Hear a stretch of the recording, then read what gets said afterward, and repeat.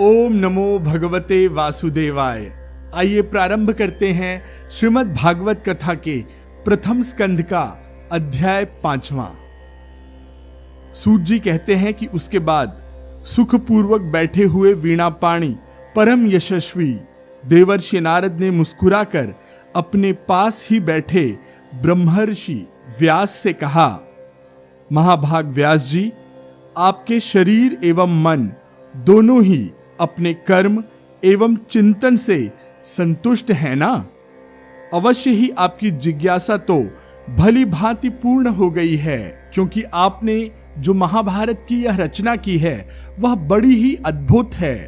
वह धर्म आदि सभी पुरुषार्थों से परिपूर्ण है। सनातन ब्रह्म तत्व को भी आपने खूब अच्छे से विचारा है और जान लिया है। फिर भी प्रभु, आप अकृतार्थ पुरुष के समान अपने विषय में शोक क्यों कर रहे हैं? व्यास जी ने कहा, आपने मेरे विषय में जो कुछ कहा है वह सब ठीक है, वैसा होने पर भी मेरा हृदय संतुष्ट नहीं है।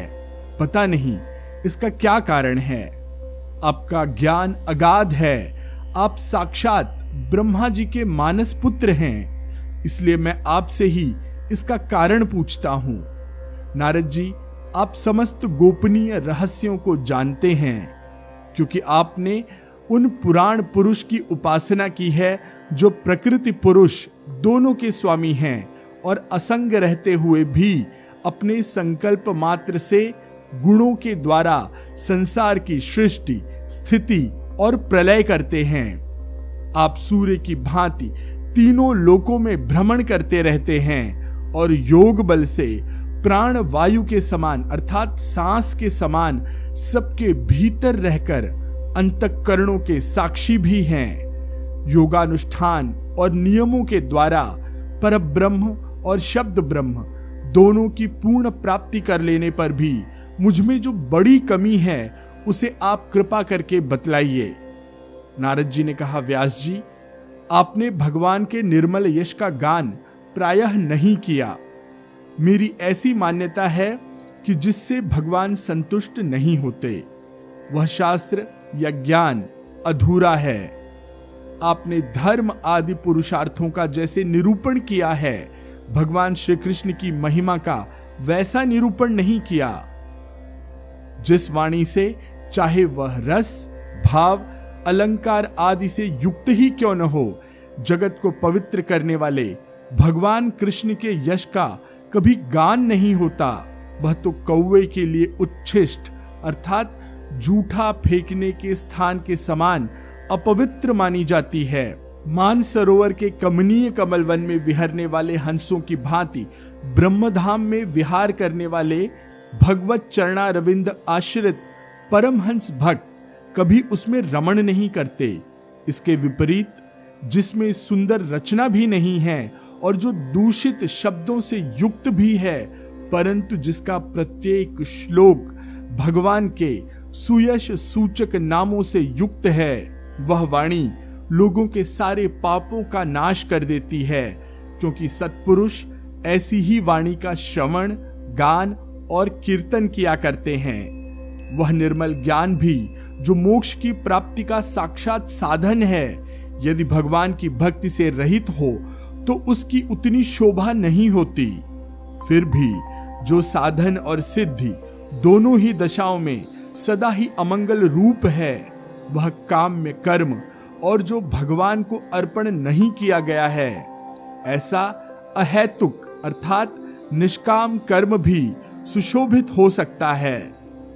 महाभाग व्यास जी, आपकी दृष्टि अमोघ है, आपकी कीर्ति पवित्र है, आप सत्यपारायण एवं दृढ़ व्रत हैं, इसलिए आप अब संपूर्ण जीवों को बंधन से मुक्त करने के लिए समाधि के द्वारा अचिंत्य शक्ति अर्थात जिसे चिंतन करके समझा नहीं जा सकता, ऐसी शक्ति भगवान की लीलाओं का स्मरण कीजिए। जो मनुष्य भगवान की लीला के अतिरिक्त और कुछ कहने की इच्छा करता है, वह उस इच्छा से ही निर्मित अनेक काम और रूपों के चक्कर में पड़ जाता है। उसकी बुद्धि भेदभाव से भर जाती है। जैसे हवा के झोंके से डगमगाती हुई डोंगी को, अर्थात एक नाव को, छोटी नाव को कहीं भी ठहरने का ठौर नहीं मिलता, ठिकाना नहीं मिलता, कोई किनारा नहीं मिलता, वैसे ही उसकी चंचल बुद्धि कहीं भी स्थिर नहीं हो पाती। संसारी लोग स्वभाव से ही विषयों में फंसे हुए हैं। धर्म के नाम पर आपने उन्हें निंदित अर्थात पशु हिंसा युक्त सकाम कर्म करने की भी आज्ञा दे दी है। यह बहुत ही उल्टी बात हुई, क्योंकि मूर्ख लोग आपके वचनों से पूर्वोक्त निंदित अर्थात जो पहले गलत बताए गए हैं, जिनकी निंदा की गई है, ऐसे कर्मों को ही धर्म मानकर यही मुख्य धर्म है ऐसा निश्चय करके उसका निषेध करने वाले वचनों को ठीक नहीं मानते। भगवान अनंत हैं। कोई विचारवान ज्ञानी पुरुष ही संसार की ओर से निवृत्त होकर उनके स्वरूप भूत परमानंद का अनुभव कर सकता है।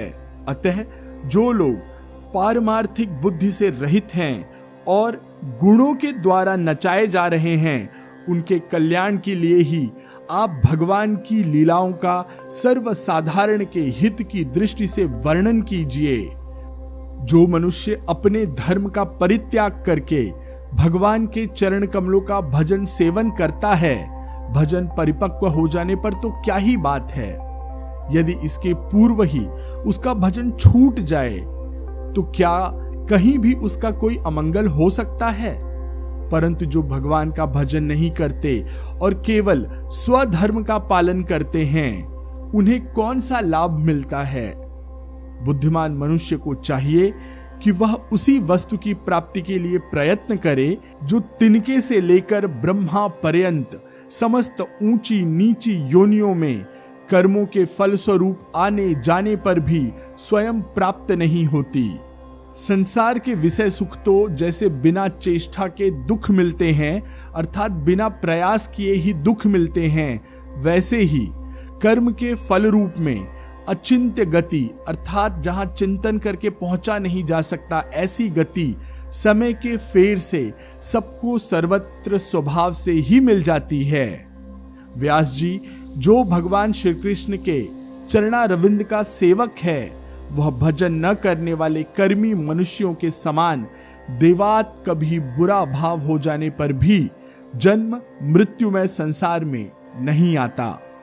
वह भगवान के चरण कमलों के आलिंगन के स्मरण करके फिर उसे छोड़ना नहीं चाहता। उसे रस का चस्का जो लग चुका है, जिनसे जगत की उत्पत्ति स्थिति और प्रलय होते हैं, वे भगवान ही इस विश्व के रूप में भी हैं।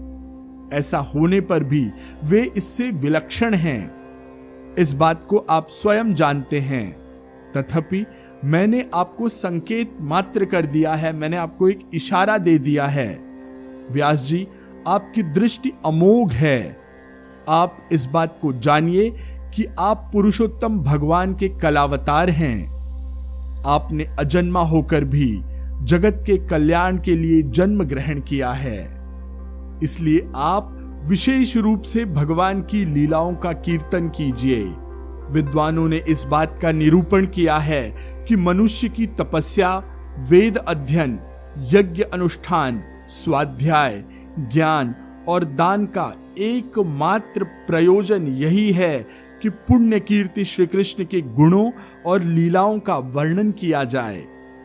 मुने, पिछले कल्प में अपने पूर्व जीवन में मैं वेदवादी ब्राह्मणों की एक दासी का पुत्र था।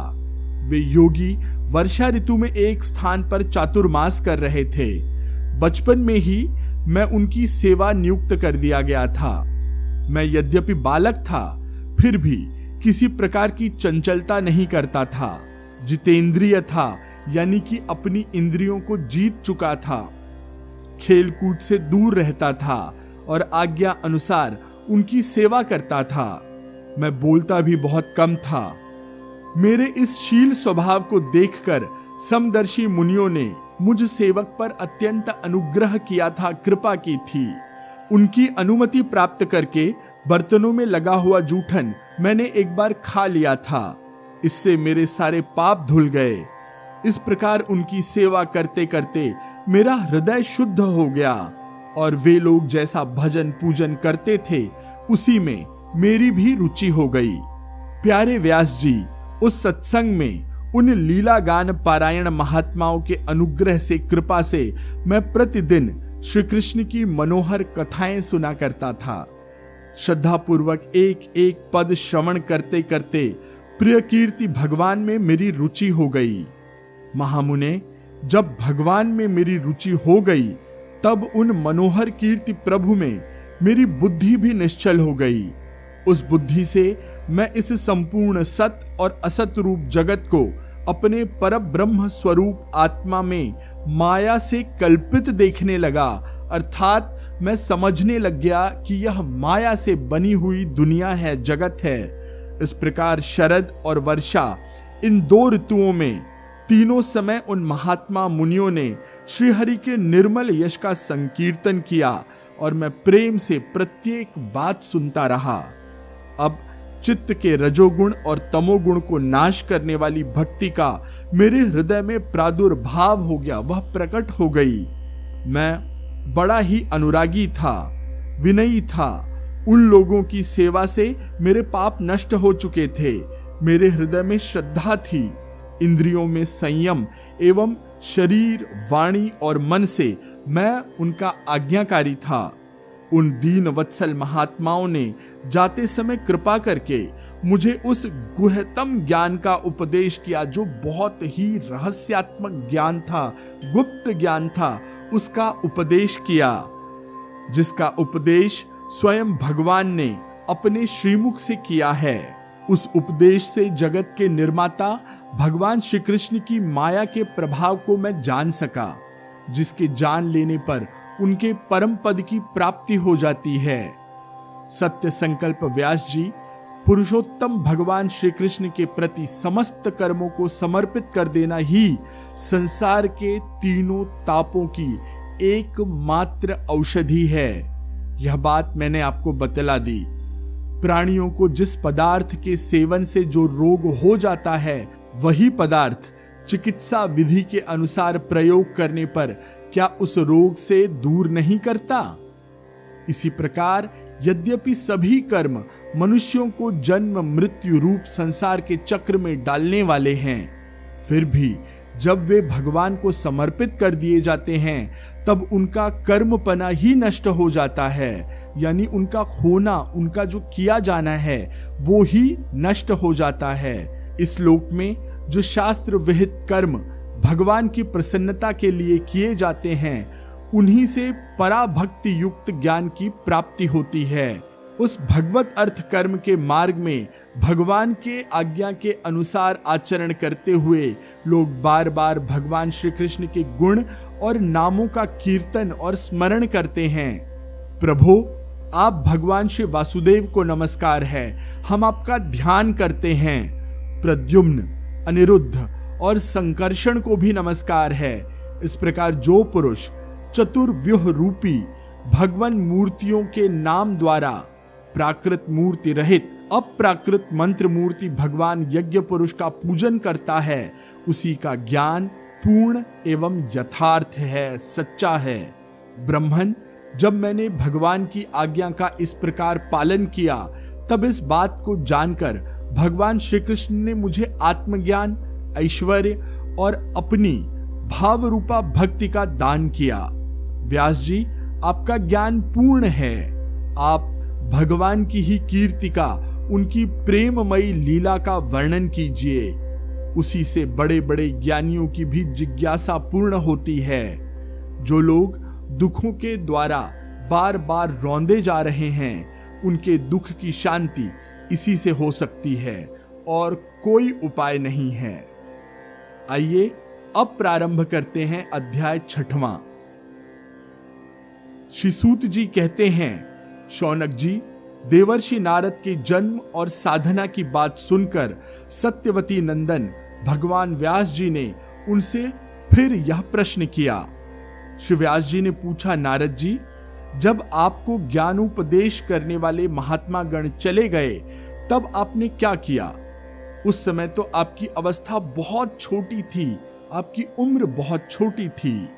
स्वयंभू आपकी शेष आयु किस प्रकार व्यतीत हुई और मृत्यु के समय आपने किस विधि से अपने शरीर का परित्याग किया। देवर्षि, काल तो सभी वस्तुओं को नष्ट कर देता है, उसने आपकी इस पूर्व कल्प की स्मृति का कैसे नाश नहीं किया, अर्थात समय सारी चीजों को मिटा देता है, तो आपकी यह जो पिछले जन्म की यादें हैं वो बाकी कैसे रह गई। नारद जी ने कहा कि मुझे ज्ञान का उपदेश करने वाले महात्मा गण जब चले गए तब मैंने इस प्रकार अपना जीवन व्यतीत किया। यद्यपि उस समय मेरी अवस्था बहुत छोटी थी, मेरी आयु बहुत कम थी। मैं अपनी माँ का इकलौता लड़का था, अकेली संतान था। मुझे भी उसके सिवा कोई और सहारा नहीं था। उसने अपने को मेरे स्नेह के पाश से जकड़ रखा था, मेरे मोह में वो बंधी हुई थी। वह मेरे योगक्षेम की चिंता तो बहुत करती थी, परंतु पराधीन होने के कारण कुछ कर नहीं पाती थी। वह एक दासी थी। जैसे कठपुतली नचाने वाले की इच्छा के अनुसार ही नाचती है, वैसे ही यह सारा संसार ईश्वर के अधीन है। मैं भी अपने माँ के स्नेह बंधन में बंधकर उस ब्राह्मण बस्ती में ही रहा। मेरी अवस्था केवल 5 वर्ष की थी। मुझे दिशा, देश और काल के संबंध में कुछ भी ज्ञान नहीं था। एक दिन की बात है, मेरी माँ गाय दुहने के लिए रात के समय घर से बाहर निकली थी। रास्ते में उसके पैर से सांप छू गया। उसने उस बेचारी को डस लिया। उस सांप का क्या दोष, काल की ऐसी ही प्रेरणा थी। मैंने समझा भक्तों का मंगल चाहने वाले भगवान का यह भी एक अनुग्रह ही है। इसके बाद मैं उत्तर दिशा की ओर चल पड़ा। उस ओर मार्ग में मुझे अनेकों धन धान्य से संपन्न देश, नगर, गांव, अहिरों की चलती फिरती बस्तियां, खाने, खेड़े, नदी और पर्वतों के तटवर्ती पड़ाव, वाटिकाएं, वन, उपवन और रंगीन धातुओं से युक्त विचित्र पर्वत दिखाई पड़े। कहीं कहीं जंगली वृक्ष थे जिनकी बड़ी बड़ी शाखाएं हथिनियों ने तोड़ डाली थी। शीतल जल से भरे हुए जलाशय थे जिनमें देवताओं के काम में आने वाले कमल थे। उन पर पक्षी तरह तरह की बोली बोल रहे थे और भौरे मंडरा रहे थे। यह सब देखता हुआ मैं आगे बढ़ा। मैं अकेला ही था। इतना लंबा मार्ग तय करके मैं एक घोर गहन जंगल में पहुंचा। वहां मैंने देखा उसमें नरकट, बांस, सेठा, कुश, कीचक आदि खड़े थे। उनके वृक्ष, पौधे, पेड़ थे। उनकी लंबाई चौड़ाई भी बहुत थी और वह सांप, उल्लू, सियार आदि भयंकर जीवों का घर हो रहा था। देखने में बड़ा भयानक लगता था। चलते चलते मेरा शरीर और इंद्रियां शिथिल हो रही थी, थक रही थी। मुझे बड़े जोर की प्यास लगी, भूख तो थी ही। वहां एक नदी मिली। उसके कुंड में मैंने स्नान, जलपान, आचमन किया। इससे मेरी थकावट मिट गई। उस विजन वन में एक पीपल के नीचे आसन लगाकर मैं बैठ गया। उन महात्माओं से जैसा मैंने सुना था, हृदय में रहने वाले परमात्मा के उसी स्वरूप का मैंने मन ही मन ध्यान किया। भक्ति भाव से वशीकृत चित्त द्वारा भगवान के चरण कमलों का ध्यान करते ही भगवत प्राप्ति की उत्कट लालसा से मेरे नेत्रों में आंसू छलछला आए और हृदय में धीरे धीरे भगवान प्रकट हो गए। व्यास जी, उस समय प्रेम भाव के अत्यंत उद्रेक से मेरा रोम रोम पुलकित हो उठा। हृदय अत्यंत शांत और शीतल हो गया। उस आनंद की बाढ़ में मैं ऐसा डूबा कि मुझे अपना और ध्येय वस्तु का तनिक भी भान न रहा, होश न रहा। भगवान का वह अनिर्वचनीय रूप जिसे बखाना नहीं जा सकता, वचनों में अभिव्यक्त नहीं किया जा सकता, ऐसा रूप समस्त शोकों का नाश करने वाला और मन के लिए अत्यंत लुभावना था। सहसा उसे न देख मैं बहुत ही विकल हो गया और अनमना सा होकर आसन से उठ खड़ा हुआ। मैंने उस स्वरूप का दर्शन फिर करना चाहा, किंतु मन को हृदय में समाहित करके बार बार दर्शन की चेष्टा करने पर भी मैं उसे नहीं देख सका। मैं अतृप्त के समान आतुर हो उठा। इस प्रकार निर्जन वन में मुझे प्रयत्न करते देख स्वयं भगवान ने, जो कि वाणी के विषय नहीं है, बड़ी गंभीर और मधुर वाणी से मेरे शोक को शांत करते हुए कहा, खेद है कि इस जन्म में तुम मेरा दर्शन नहीं कर सकोगे। जिनकी वासनाएं पूर्णतया शांत नहीं हो गई हैं, उन अधकचरे योगियों को मेरा दर्शन दुर्लभ है। निष्पाप बालक, तुम्हारे हृदय में मुझे प्राप्त करने की लालसा जागृत करने के लिए ही मैंने एक बार तुम्हें अपने रूप की झलक दिखलाई है। मुझे प्राप्त करने की आकांक्षा से युक्त साधक धीरे धीरे हृदय की संपूर्ण वासनाओं का भली भांति त्याग कर देता है। अल्पकालीन संत सेवा से ही तुम्हारी चित्त वृत्ति मुझ में स्थिर हो गई है। अब तुम इस प्राकृत मलिन शरीर को छोड़कर मेरे पार्षद हो जाओ। मुझे प्राप्त करने का तुम्हारा यह दृढ़ निश्चय कभी किसी प्रकार नहीं टूटेगा। समस्त सृष्टि का प्रलय हो जाने पर भी मेरी कृपा से तुम्हें मेरी स्मृति बनी रहेगी। आकाश के समान अव्यक्त सर्वशक्तिमान महान परमात्मा इतना कहकर चुप हो गए। उनकी इस कृपा का अनुभव करके मैंने उन श्रेष्ठों से भी श्रेष्ठतर भगवान को सिर झुकाकर प्रणाम किया।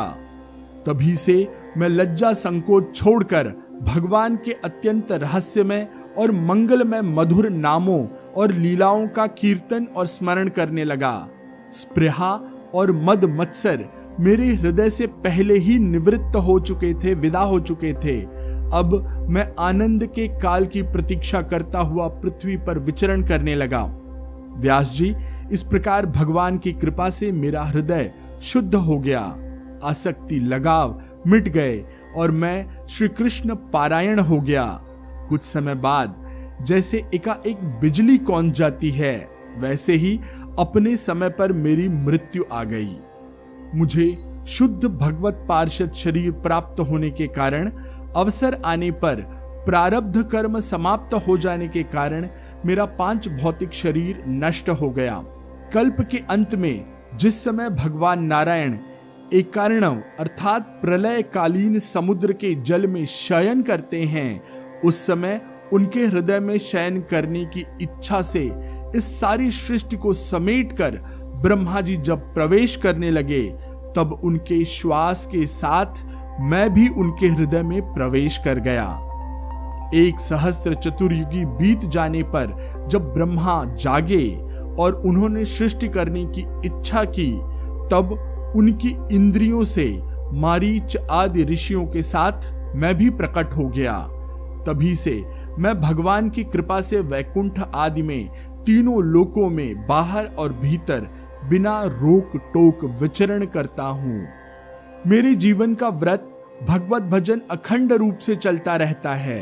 भगवान की दी हुई इस स्वर ब्रह्म से विभूषित वीणा पर तान छेड़कर मैं उनकी लीलाओं का गान किया करता सारे संसार में विचरता हूँ। जब मैं उनकी लीलाओं का गान करने लगता हूँ, तब वे प्रभु जिनके चरण कमल समस्त तीर्थों के उद्गम स्थल हैं और जिनका यशोगान मुझे बहुत ही प्रिय लगता है, बुलाए हुए की भांति तुरंत मेरे हृदय में आकर दर्शन दे देते हैं। जिन लोगों का चित्त निरंतर विषय भोगों की कामना से आतुर हो रहा है, उनके लिए भगवान की लीलाओं का कीर्तन संसार सागर से पार जाने के लिए एक जहाज है।